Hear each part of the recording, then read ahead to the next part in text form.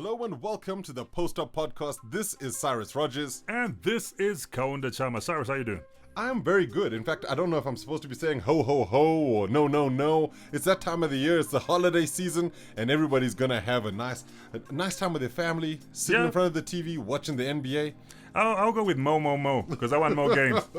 Well, you're going to I want get those more Christmas games. I want those Christmas games. It's always so good. I think the thing for me is when we look at what happens with the NBA over the Christmas season period, we're always happy. You know, it's one of those weird, it's the gift that keeps on giving. The NBA delivers presents with hoops, and we are just like kids, waking up on Christmas morning, thinking about how LeBron gonna jump through the air, James Harden's gonna do his thing. It's gonna be a great Christmas. 'Tis the day to be jolly, Cyrus. I'm going to go all cheesy on you. 'Tis the day to be jolly. And happy holidays to those who might not necessarily celebrate Christmas specifically, but for those of us who do, the stockings are full of basketballs and potentially basketball stars. So we're looking at the Hoops, NBA. sneakers, jerseys, the works. I think let's go straight into it, Kaunda. One of the things for me about the Christmas games is that it's such a big schedule of action, and what's great is that it starts really early in the day in the US, which is really great for us. So when you're sort of digesting your Christmas dinner, there's NBA on TV. It's like Christmas lunch. If it's 12 p.m. Well, Eastern time, that's lunch for them. What kind of dinners you But it's eating? dinner for us. Oh, okay. You know what I mean? I thought you meant you in the don't live States. back to the future here. Anyway, the first game is the Boston Celtics taking on the Toronto Raptors. That's a really nice game to start things off. Cyrus, I'm really excited. Do you know why I'm excited about these two teams, right? Yeah. They've lost key superstars in these two teams. They have. But they've also stepped up. And they continue to remind you. Like the Boston Celtics, for instance, they've lost one Kyrie Irving. Yeah. But still, they brought in Kemba Walker. He seems to be fitting in very well. The pieces around him are working very well. And I'm like, the Boston Celtics, we can't exactly write this franchise off. There's a reason why it's the most winningest franchise in the NBA, right? Oh, the winningest, that word. Anyway, no, but it's true. I think the thing about the Celtics has been that they haven't been at their best recently. They've fluctuated. They've actually looked pretty vulnerable, and they've lost games that past Celtics teams would have expected to win. However, there is some sort of stuff to be really happy about. The return of Gordon Hayward and his performances this season have been really good. You're seeing a little bit more from Jaylen Brown and Jason Tatum, though for me personally, I don't think they're playing at the level that they should be at, considering their start to the NBA life. It's just not been the way we'd expect them to be. But well, look, post flat top Jaylen Brown, yes, he's still explosive, but he's not like flat top Jaylen Brown. And the return of Gordon Hayward? No, Jason Tatum. He's returned this season. I think he's been lackluster, to say the most. By his standards. Yeah. See, this is what happens when, as a rookie and a sophomore, you set the standard that we expect you to perform at. And then maybe you have like a slow year or a slow season. We'll pick it up. No, definitely. The rest of the world does. Look at what we did, just a sidebar with LeBron last season. We were like, dude, you're not defending, you're not performing. What are you doing? Yeah, what are you doing? And then you get injured. You understand what I mean? Like, that was so un-LeBron-like. And then when you talk about Jason Tatum and Jaylen Brown, it's the same thing, because we're so used to the standards they set when they came into the league. You're like, Jaylen Brown, this is the guy that was mouthing off against Steph saying I can take you on. Well, outside of that too, because that's definitely something that happened. That Jaylen Brown. But I think that I'm going to play devil's advocate here. Not necessarily that. In fact, I'm going to ask a really tough question. And that is this a Celtics players issue, or is this a Celtics coaching issue? Because it seems as if Brad Stevens' that halo that he was wearing, that untouchable aura, seems to have been brought down a little bit. And I'm not saying that he's bad. I'm not saying the Celtics are a bad team. I'm just saying that when you look at the teams in the Eastern Conference who should be pushing, who should be in the upper echelons, the Celtics are always going to be one of those guys that are mentioned. And when you look at coaches that should be in the Coach of the Year discussion, generally Brad Stevens has been touted as one of those. Now, he's not even in the conversation. Cyrus, I was going to go there with you because I was going to say, sans one Greg Popovich, I think to me, if you talk about current great coaches, I'll go straight to Brad Stevens. Yeah, I mean, enough respect to Mike D'Antoni and the rest of the coaches in the league, but it's hard to put your finger on it, because how did Brad Stevens coach a Celtics team without Kyrie Irving and take them that far? Yeah. And now that Kyrie Irving has actually left the squad, that time that was an injured Kyrie Irving. Yeah. Now that Kyrie has left, they seem to be on a sort of roller coaster ride. Would we really blame Brad Stevens? Well, I'm not necessarily. Brad Stevens was I guess the same I am coach. kind of blaming him. Brad Stevens was the same coach who took an Isaiah Thomas-led Celtics Yeah. to the conference finals. This is the same Brad Stevens. Cyrus, I don't think it's a coaching issue. I don't know. think some players need to step up. But sometimes you get that in the sense that a coach can do something with a group of players and then Yeah. it just doesn't work out the next season. So it happens. I do think, though, that Brad Stevens is a fantastic coach. But perhaps he also gets a little too... he relies a lot on his guys, right? And if his guys aren't delivering, there doesn't seem to be a plan B. And so I think that the Celtics at the moment aren't necessarily scoring at a clip that they need to be at. And they also are integrating the likes of Kemba Walker into a roster that, he's learning the new systems. They got It'll take a while. Enes Kanter's new on the squad, but he's a seasoned vet, but he's still new to that squad, So there right? are a couple of new faces, and in a way, Gordon Hayward is also a new face in the squad.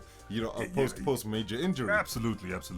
But I guess you can expect the Celtics to get better, and with the trade deadline, trade season sort of opened, people can actually go about doing some business and see whether or not they can bring some pieces in to make them better. Because I think that the Celtics have always relied on the heart of a Marcus Smart. But is that enough? Because I look at the rest of their bench and I think, as much as we love our African players, Semi Ojeleye is not necessarily the guy to come off the bench to do really big things. No, he's not a big closer. I mean, he's not a Lou Williams. No, not at all. But it's not necessarily just the point scoring. For me, it's the contribution in terms of effort. Marcus Smart is not known as a big point scorer, right? No, but his effort is, and that's it. You clouds above a lot of players in the NBA right now. Effort really is the key determinant here. So I look at it and I say, are they getting enough effort from the rest of the squad? And perhaps that might be a coaching issue. Cyrus, but I'm being hard on these guys. We sound like we're giving excuses to the Celtics here. Can we talk about their opponents for a minute? Yeah, and look, the Toronto Raptors. The Raptors, it's going to be such a great game. It's going to be such a great game because the Raptors are definitely trying to get back to that sort of winning culture that they had last season. They are the champions. They're the champions for a reason. That reason isn't just Kawhi Leonard. It's the whole setup that they have there. And I'm loving the players that have come to the fore while things have been in flux. With the likes of Kyle Lowry out injured and Serge Ibaka injured, you then have Pascal Siakam coming to the fore. Loving and Pascal. He's been so good. And then you look at Fred VanVleet, who suddenly has just become this incredible star. Yeah. And do you remember when we were talking to Patrick Engelbrecht, the Raptors head of global scouting? Yeah. Who happens to be South African. We asked him about what goes into being a really good scout. And he talks about having the basics, but then it's also the other things that go with it. You've got to be able to play well on the court, obviously. Yeah. But it's your timekeeping. It's your attitude when it comes to stuff. It's your application when it comes to training, to coming to the games on time, to showing up in games. And I think that what they have built at the Raptors is a team full of guys who are willing to put everything on the line because they know that they can become even greater legends if they do that. Cyrus, Patrick did talk about the mentality of a player, the mindset, the attitude and everything to do with that. There's a reason why players such as Kobe Bryant would show up at the gym at 4 a.m. to take free throws and take 3-point shots just to put shots up because they wanted to be ahead of the squad. Exactly. You wanted to be that guy who's put in that much more work than the rest of the squad. When they're getting to the gym at 7, you've already had 3 hours a head start on them. And I think Patrick was correct to say that Masai Ujiri and the front office of the Raptors are building that kind of culture at the Raptors. And I like the fact that his organization has got this African flavor to it because that's showing that Africans do work hard. And that African work ethic, basically. And they know how to get in there. You got your Patrick Mutombas, you got him, you got Masai, you got Serge, you got OG, but the entire Raptors team, and I think playing with a sort of chip on their shoulder has to be like, no, we are more than just Kawhi. And we are more than just that team from Canada. Yes, the only team from outside of the United States. So there's a bit of a chip on their shoulders, if not maybe even 2 chips. But I'm glad they're at that level. And I think if you look at the sort of energy that needs to be brought to this matchup. It's sort of like 50-50. Yeah. You know, the Raptors need to Raptor and the Celtics need to Celtic. if you understand where I'm going with it. But that's what would be great, is that if both teams showed up in a big way to start off the Christmas Day period, it's going to be incredible. Who do you got in that game? Who I got in that game? I got to go with Africa. I'm Toronto Raptors all day. Big up. Okay. How's it, Masao Jerry? How you doing? he wants that free jersey. You didn't promise anything, but you know, who knows? I want that office spot. Let's talk about free jerseys. Beyond jerseys. Okay. Yeah, he's got all of them. But I have to agree with you. I think the Raptors are going to win that one. I think they just, it is in Toronto. It's in Ontario. So, the Celtics, yes, they know cold, but they don't know the heat that will be in that arena. Absolutely. And I think Scotiabank Arena is going to be alive and kicking. I think the Raptors are going to take that one. And Drake's going to be there too. Well, he just loves those Christmas games. So the next game on this is almost like the 12 days, the 12 days of Christmas. And on the next game of Christmas, so we've got the Milwaukee Bucks taking on the Philadelphia 76ers. Speaking of Africa, that is a great game. Do you know when I think of Joel Embiid on one side at the 76ers and I think of Giannis on the Bucks, I think of two African elephants going at it, as in fighting. Yeah. And I thank goodness you put that down. And I think of the grass underneath. Yeah, well, don't they say when elephants fight, the ground suffers? Absolutely. And that's it. This is what I'm saying. Obviously, they don't play the same position, but one way or another, Giannis is going to face Joel in the paint. This is Clash of the Titans. This is the big one. This is, guys who are Eastern Conference contenders showing up against each other saying, right, what do you have? No, what do you have? And I think that Giannis has had it all his own way in recent years. The Bucks they've really played a very good brand of basketball, very settled team. Mike Budenholzer has done great work with them. Coach Bud he's just phenomenal. And I think that integrating the different pieces within that setup is really important. And he's done that with a Giannis. But they've just been winning and winning and winning. And Cyrus, do you know what I'm loving about the Bucks, right? Yeah. One Eric Bledsoe has come up again. He's like, okay, in case you missed me, now that Malcolm is gone, I'm going to show you that I'm a point guard of note. Giannis, without question. Yeah. That guy wants a back-to-back MVP. There is no question about that. I think he wants the championship more. Absolutely. But he wants something. If he can get both. He's not going home empty-handed at the end of the season. He's not going home. Even most improved. He'll take it. He'll take it. Cyrus, when you look at players like Ersan Ilyasova, the Bucks have got a team that wants to perform. It's a bit of a lengthy team. They're long. There's no question. There's tall trees there. But they play as if they're the mid-sized short guys sometimes. Where you're like, wow, I didn't know a big guy could do what you just did there. And Brook Lopez. They're shooting from range. Like Brook Lopez. Give him that three ball. Yeah. You best know he's got a high percentage. So I'm loving what the Bucks are doing. But yet again, the 76ers. The 76ers, Cyrus. You know what's incredible for me about the 76ers right now? Yes, Joel Embiid is the centerpiece of that. And I think that we're seeing more and more how important he is to that entire franchise setup. Yep. Because in the past it was about what can Ben Simmons do? And Simmons is important. Yep. But I think that Embiid really is the heart and soul of that team. When he's not playing well, the entire franchise is basically suffering. And I think that other players can have off games and they can still win when Embiid is playing well. Yeah. But when you look at this sort of starting five, they got to do better than they currently are. That's one of my big issues with Philly at the moment. Yep. Is that you got Simmons, Tobias Harris, Joel Embiid, Al Horford, Josh Richardson sometimes. First of all, just those first four that you've mentioned, Cyrus, especially on the Eastern Conference, they should be doing major damage. Ridiculous. They've got such great skill. Yeah. They're just not necessarily bringing the best out of themselves. And I think that's one of the critical things. We'll talk about Joel Embiid a little bit later because, we've got to have a couple discussions about him. But I think the thing for me is that the 76ers need to believe. There seems to be a sense of tentativeness. They're not necessarily out there thinking, yes, we are these guys who should be beating everybody. They're like, okay, let's see who shows up on the day. They need to do better. And I think that Joel Embiid can lead them to greater things. Conversations with star players like Charles Barkley and Shaquille O'Neal can light a fire under somebody. So tell me, who you got? Big game. It's in Philly. I'm going with the Bucks if Giannis plays. Clearly you don't know about the Cameroonian giant, Joel Embiid. I'm putting my money on the 76ers. They're playing at home. I respect the Bucks, but I got the 76ers in this one. Just because of the home crowd advantage, Joel always shows up at home. Unless something just goes wrong, Joel always shows up at home. Ben Simmons is looking very comfortable, especially with the long twos, the three ball. I think Al Horford has he needs to shake off that rust. And integration integration is a thing, but I think maybe that Christmas turkey might help. You know? We'll see. I doubt it, Christmas though. turkey.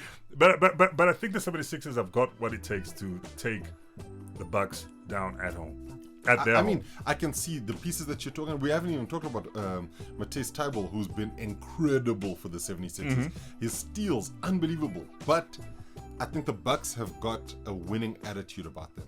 And when Giannis is hungry, man, you are not keeping him away from the table.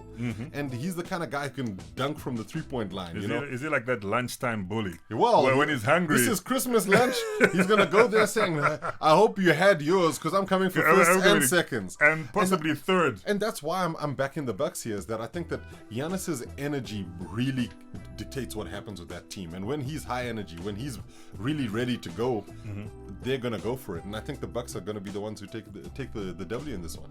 All right. Third game. The Houston Rockets taking on your favorite, the Golden State Warriors. And I say that slowly because they've had a slow season. Let me slow. They're going backwards, guy.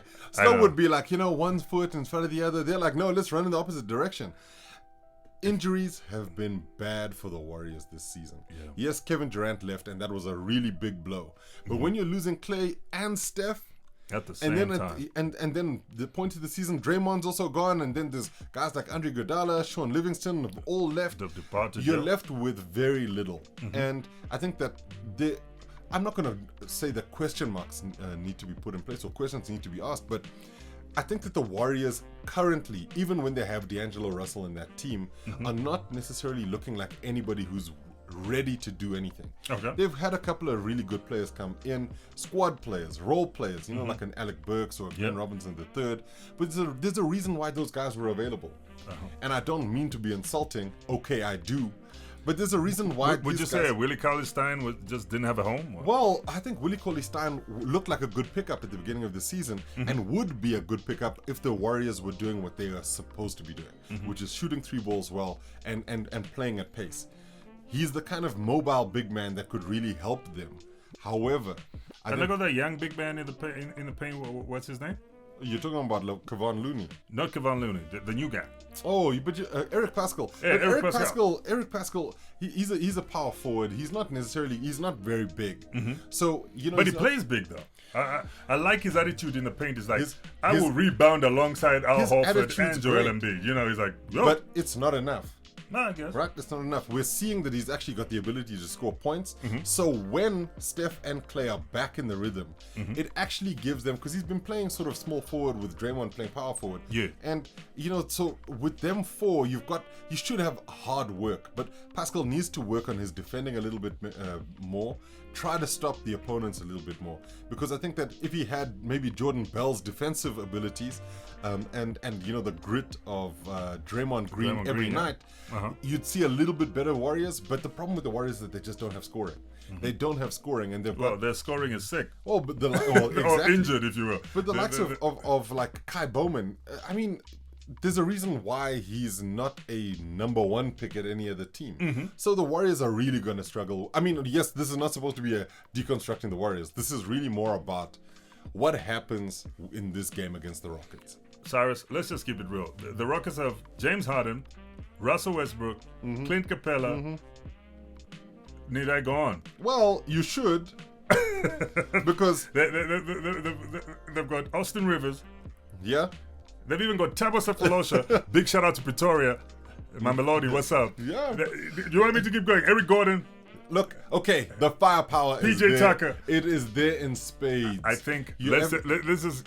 Even Daniel House. Let's just keep it real. So well. With the problems that the Warriors have at their home. Yeah.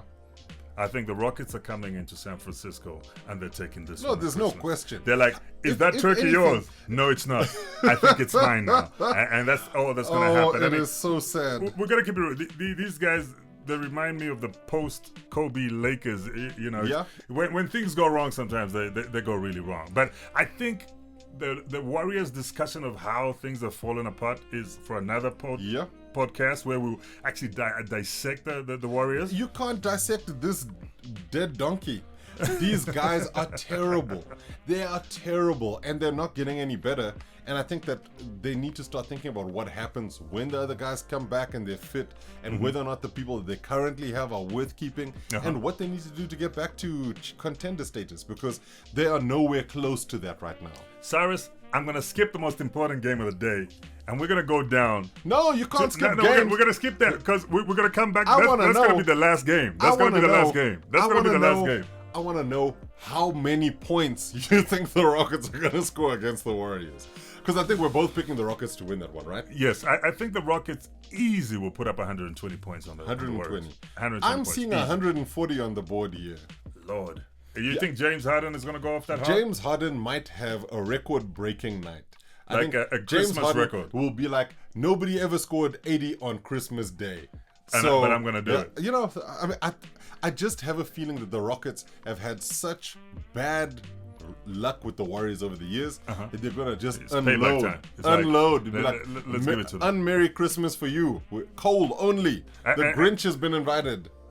I think the Rockets are going to get plus 120 points, but they're going to manage to keep the Warriors under 100. Yeah, I agree with you. I agree with you. I don't even know what they've been doing. I don't know recently. if the Rocket starters are going to play the fourth quarter. Oh, Lord. But anyway, we'll keep it at that. So I'm saying I'm going to skip the next game because we'll save it for last. I know. And then, now let's talk about the Pelicans versus the Nuggets. So that's the New Orleans Pelicans against the Denver Nuggets. That, I think, is quite an equal game, if you will. No. Give or take it's not. A joker here or there. Yeah. Nikola Jokic.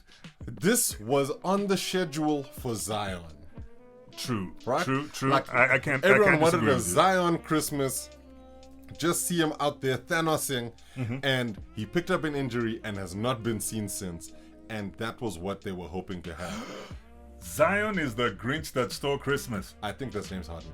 But I think the injury to Zion might be the Grinch. Yes. You see, so the Pelicans just haven't been anywhere close to what you'd expect from a team that has quite a lot of nice young talent in it. I think that Alvin Gentry is trying his best to get the most out of these guys. Brandon Ingram seems to be coming into his own a little bit. But Lonzo Ball has gone backwards. Josh Hart really hasn't lived up to expectations. And the likes of Jahlil Okafor, Drew Holiday is also, he's been there or thereabouts. But, it's just been tough for them. And I don't think that adding Zion to that will make them a great team. But it makes them a fun team and a team that people want to watch. In this context, it's the Denver Nuggets. The Nuggets gotta beat the Pelicans in this one. Because when you look at it, you've got Nikola Jokic, you've got Gary Harris, Jamal Murray. Paul Millsap, Will Barton, even Michael Porter Jr. will make an appearance. And I think all of that will be too much. I like Michael Porter. I think Michael Porter Jr. could be something, given all of the injury mishaps he's had in the past, surgery, that sort of stuff. I think that if his body is at the level that it should be at, we could be seeing the rise of somebody special. But he needs time. This thing, the Christmas game, not enough time for the Pelicans. Absolutely. The Nuggets are taking that one. No, Cyrus, I love disagreeing with you, but on this juncture, I must agree with you because, first of all, let's keep it real. Yeah. With all the hype, this was a team, a New Orleans team that was built around a rookie that was coming in who was one of those chosen ones. He once was like in a generation. Yeah, he was the next LeBron, the next Michael Jordan, if you will. I don't think even Michael Jordan was this anticipated.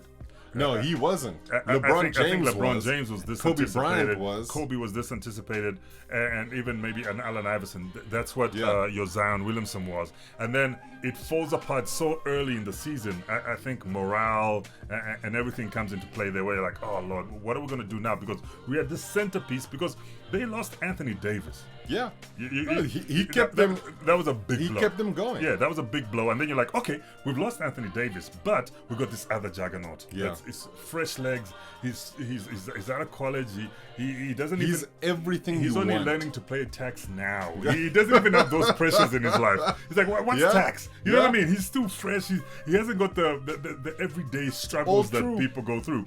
And all of a sudden, he falls gone. apart. And He's you're gone. like, what are we going to do now? And then you got your hopefuls who are your Lonzos that don't do too well. You got your Drew Holiday who's supposed to be leading the squad. He's also having a sort of shaky season. So I think, without going too far, what's up, Nikola Jokic and the Denver Nuggets? I think they're going to take this one. They're taking it. I know they'll score more than 100 points on the New Orleans Pelicans. They could even score upwards of 115.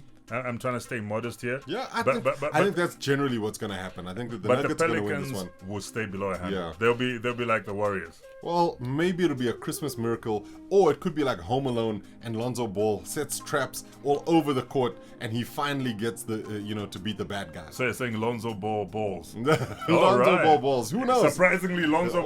Maybe. Let's see. Oh, I do think that wow. we're probably going to get more out of the likes of Brandon Ingram and potentially Josh Hart.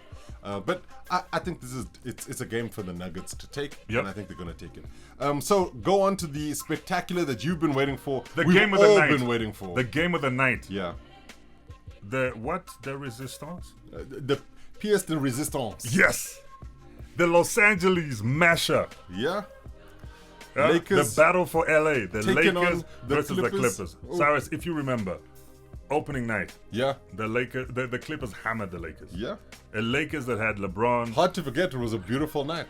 Yeah, those who hate the Lakers would say that. The Lakers that's fielding the likes of Anthony Davis and LeBron James and JaVale McGee. You just needed to leave it at those two, Anthony Davis and LeBron James. The rest are just making up the numbers.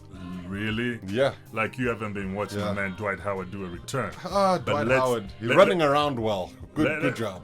So I think for the Lakers, it could be a revenge game. Yeah. Because obviously you don't like being smacked up no one does. on opening night. So the Especially Lakers, to your city rivals. Your Absolutely. city rivals? Cyrus, they share a home. Yeah. It's like, okay, when you're away, we'll use your couch. Yeah.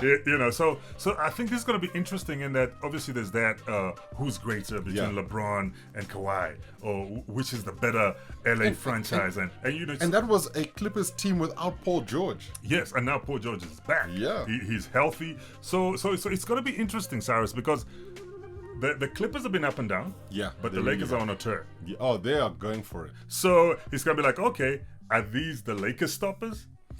Well, so it's going to be fantastic because they've got so much firepower. Cyrus, the Clippers, first of all, even if you look at their starting five, you get scared. Yeah, that's true. I mean, Lou, Montrez, who doesn't want to see those guys going ape?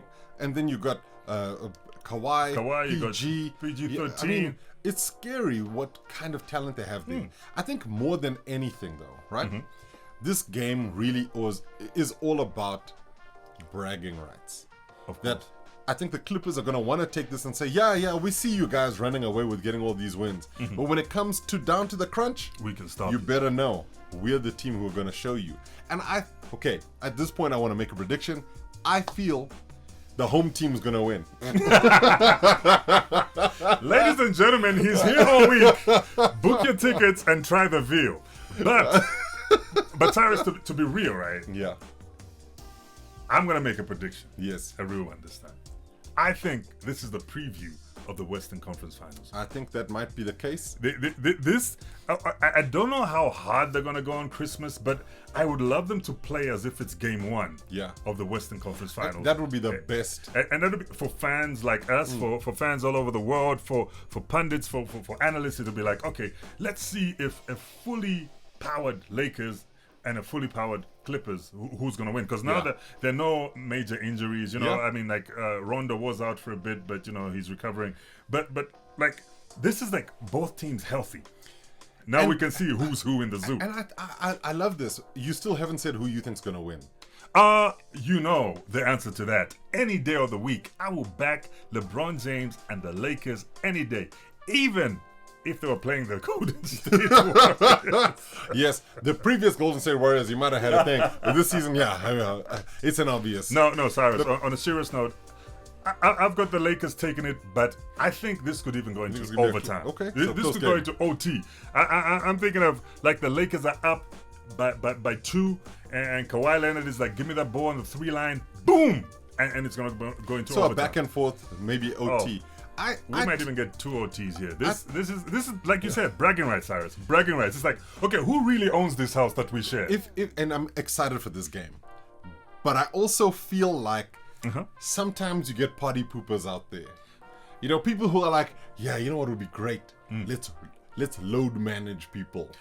Cyrus, why did you have to put it in the atmosphere? This is the kind of vibe that I'm expecting. You're putting it out there. I was avoiding it. People are expecting this to be the big Clash of the Titans. It is going to be the epic. I think we're going to see adverts for this game from tomorrow, going all the way through for the next couple of days and weeks leading up to it, and then it'll be like, oh, LeBron James at home with his family on Christmas Day, as well as Kawhi Leonard and Paul George. But if everybody's playing and they're going for the jugular proper, I think the Clips are going to take it again.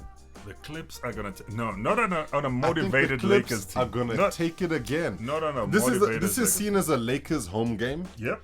And I think that's why the Clippers are going to really show up. That I think that they've been playing in the Lakers' shadow for so long that it's time for them Not in recent years. You have to understand that even when they've done better, Lakers fans point to the rafters. True. Right? Yeah. Whereas Clippers fans be like, okay, but next time it's going to be our time. And they don't have banners. They don't have those championships won by banners just flooding the entire arena. So that's where the bragging stuff comes from, because when it's a Lakers home game, that purple and gold goes up. Ooh, it counts. And this is when you see Kawhi and you see PG and you see them saying, now's our time to make something really incredible happen.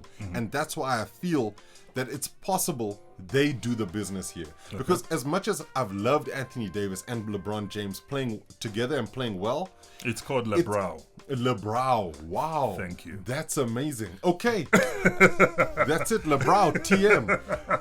But I think that when you start looking at it in terms of, can PG or Kawhi slow down LeBron?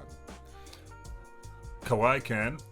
PG has been known to try. But the thing for me is, they can dovetail. It doesn't have to be the same guy all the time. So LeBron always throwing fresh legs at him all the time. And I think that might be something that Coach Doc Rivers does. That he might just give different defenders on this guy, so LeBron has to work harder. And they can also send Patrick Beverly after him. Exactly. For so the they frustration factor. put the dog on him.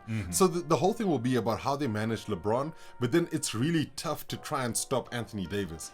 And that's where they're going to have major issues. But I think that if there's anybody who's going to try his absolute best, it's Montrez. However, that will lead to foul trouble, and that's going to be a deciding factor here. So I think this is going to be a game where foul trouble will determine who the winners are. And I do think it will be close for a while. But I think that at some point, one team's going to just say, maybe this just isn't the game for us to go for it. And I think that team is going to be the Lakers. They'll be like, you know what? We've won. We've had a nice streak. We'll carry on after this one. Okay. So I think the Clippers are going to win that game. I think it's going to be a great game to watch. We are going to be wide awake watching that game. Cyrus, my man LeBron James and the rest of the Lakers are going to be like, not in our house. We got the banners hanging down from the rafters. We're going to smash these little brothers like we've always done in history. Until obviously we have a bad team, but they're gonna be like, these little brothers have come to our house and think they can beat us in our house. I hear all of that, and I think it's gonna be a statement game in that it's gonna be a time for LeBron to say, okay, you beat us in the opening game, that's fine. We're ready. You even brought your other superstar in PG. We're gonna smack you with him just to prove a point that when you come to the Western Conference Finals, you best be prepared. I can't wait. I cannot wait to see what happens. It's going to be spectacular. Buy the popcorn. Well, if that's what you want to I'll bring the soda. Fine, popcorn ready. So let's go into our African Players of the Week. Just to round off the podcast this week, we've got 3 names on here. 2 of them not necessarily people who appear on this listing. And I think it's just their performances have really stood them in good stead. So to discount Giannis because he's missed a game this week, and he only sort of played twice, he's not on our list. Kaunda, run us through who we got. Well, first we got Bam Adebayo. I think his recent triple-double just speaks for itself. It definitely does. And the thing for me about Bam, he's just gotten better and better and better. And when you look at the stuff he's been doing, I mean, okay, so the Heat played the Washington Wizards. He scores 24 points and he manages to grab 14 rebounds in that game. Double.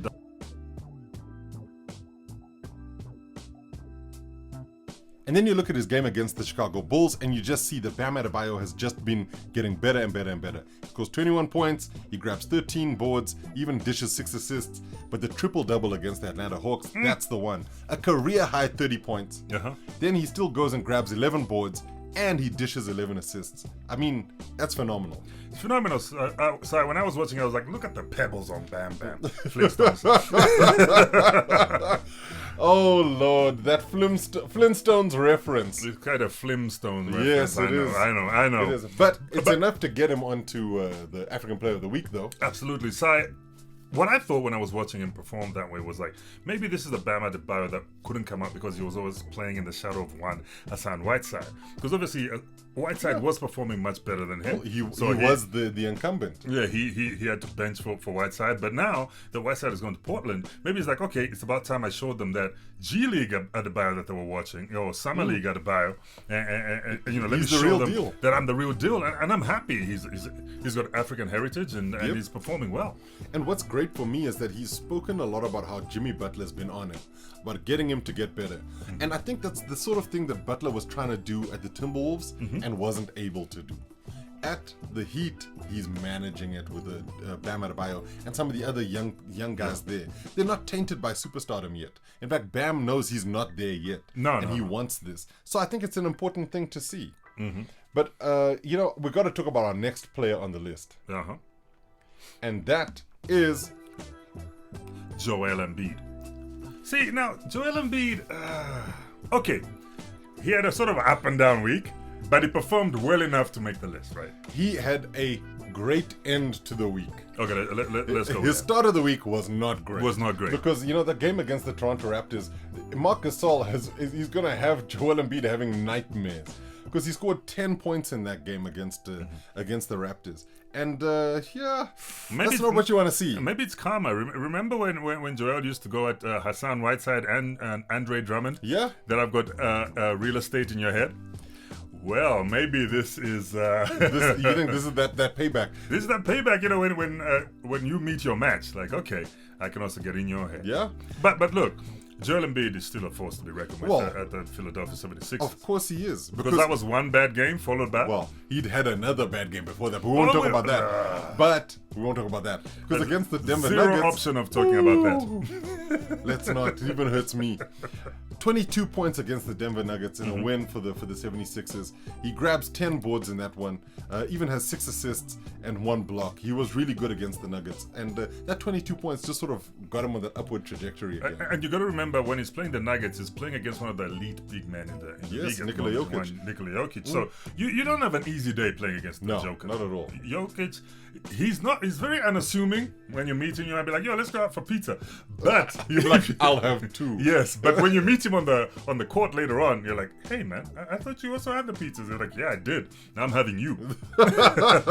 Too many meals, not enough space. Absolutely. But I think that's the thing, is that he's one of the players on this list, Joel Embiid, because he's had such a great impact, and had last game of the week, the 38-point performance against the Boston Celtics with 13 rebounds and 6 assists.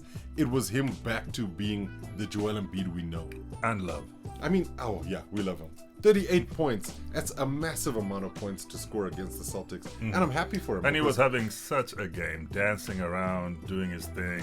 And that's the kind of Joel Embiid I enjoy. Yeah. I know when he has his hard days, you can tell it's weighing him down. And he's such a big guy, you can tell from a distance that, okay, there's Joel Embiid, his shoulders are dropping. The slumped so low, they're at my head. Absolutely. But when he's having a great day, you can tell. No, you can tell. He's animated. He's having a good time. And I'm glad he performed that way against the Celtics. But one of the guys for me to really look at, not necessarily the African Player of the Week, because I think that it's tough to actually just name one. I think he's in that top 3, is Dennis Schroeder. Dennis Schroeder has been, we were talking about this a little earlier, Kaunda. He's been one of the best players off the bench this entire season. I would not be surprised if he carries on like this, if he wins the 6th Man of the Year award. Or gets into the discussion. He's definitely going to be in there. Lou Williams Awards, right? Yeah, as it's become known these recent years. It's the Lou Williams Award. And Lou is still balling. So, man, I suppose he's got to relinquish it. But it was always Lou or Jamal Crawford. Jamal Crawford. Now Jamal's not there. But the opportunity for Dennis Schroeder to do that is being given to him by the Oklahoma City Thunder, and he has been phenomenal on the scoring end. He's often been a pass first kind of point guard in the past, but look at his numbers in this week: 25 points against the Minnesota Timberwolves, 21 points against the Trailblazers. You had 27 points against the Utah Jazz, and 17 points against the Kings, and that was in a loss, but the others were wins, and it was his kind of effort level that he brings coming off the bench that really just elevates that Thunder team. Look, Cyrus, you gotta give Schroeder some credit in that the departure of one Russell Westbrook, MVP, back-to-back triple-double achiever, and you know, that is a blow to a team. But Dennis Schroeder is one of those guys I think who can say, I'll pick up the mantle. I'll take this, guys. You still got me. I know you probably didn't think much of me when I was playing at the Atlanta Hawks and that, but I'm a player. And as much as I can pass and as much as I can assist, I can also score. And he's just been so good. And I think that's what Billy Donovan's been doing, is just saying, keep the production high, Dennis. Make sure that when somebody comes off the court, you're running things. And he's just been so good in so many games. I think that's what I love about the way they've been playing. But, look, we've got to end the podcast here. Because we've got our African players. They've been good. I think, if anything, it's going to be a jolly Christmas for those who are going to be watching the games live on TV. Absolutely. Don't miss that Lakers game. That's what I'm saying. Well, we know that we're going to be covering most of the content over the Christmas period on postupzone.com. So make sure you go to the website, postupzone.com, postupzone.com. And thank you for listening to the Post Up Podcast. From me, Cyrus Rogers. And from me, Kaunda Chama. We'll see you on the next one. Yes, and have a very great Christmas.